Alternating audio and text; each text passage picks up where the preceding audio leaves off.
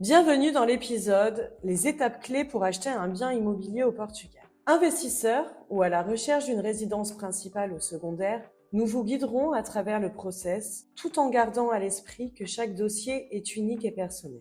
La première étape avant de vous lancer dans l'achat d'un bien immobilier au Portugal est de définir clairement vos critères. Que vous recherchez une maison à la campagne, un appartement en bord de mer ou un bien en ville, il est essentiel de connaître vos priorités. La localisation idéale, votre budget, préférez-vous un bien neuf ou à rénover, la superficie du bien, quel type de bien recherchez-vous, appartement, maison, terrain. Une fois vos critères définis, il est temps de commencer la recherche. Pourquoi travailler avec un agent immobilier? L'agent connaît bien le marché local et il peut vous donner des conseils précieux et vous aider à éviter des pièges. Il vous présentera des biens en fonction de vos critères et de votre budget. En outre, il peut aussi négocier les prix pour vous et vous guider dans les démarches administratives.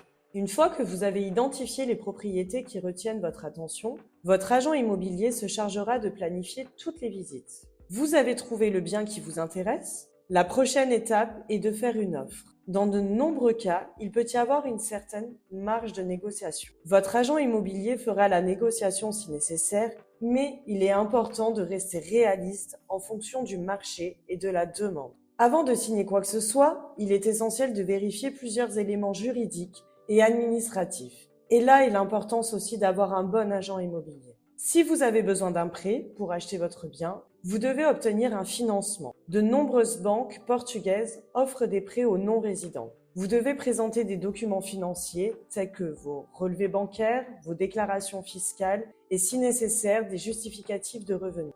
On passe à l'étape du compromis de vente appelé CPCV. Ce contrat engage les deux parties, l'acheteur et le vendeur. L'acheteur verse généralement un acompte de 10% du prix d'achat directement sur le compte bancaire du propriétaire. Il n'y a pas de séquestre chez le notaire. Le CPCV fixe les conditions de la vente, y compris la date de la signature du contrat final. Si vous ne respectez pas l'accord, vous pourriez perdre votre acompte. Si le vendeur ne respecte pas l'accord, il devra vous rembourser le double de votre acompte. L'étape finale de l'achat est la signature de l'acte de vente. Cette étape a lieu chez un notaire et officialise la transaction.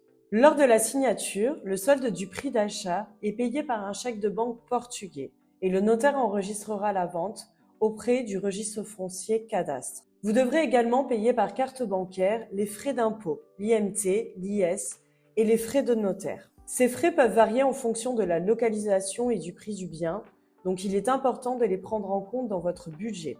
Vous pouvez simuler ces frais directement sur notre site web C-Portugal Immo dans l'onglet Propriété dans Simulateur IMT.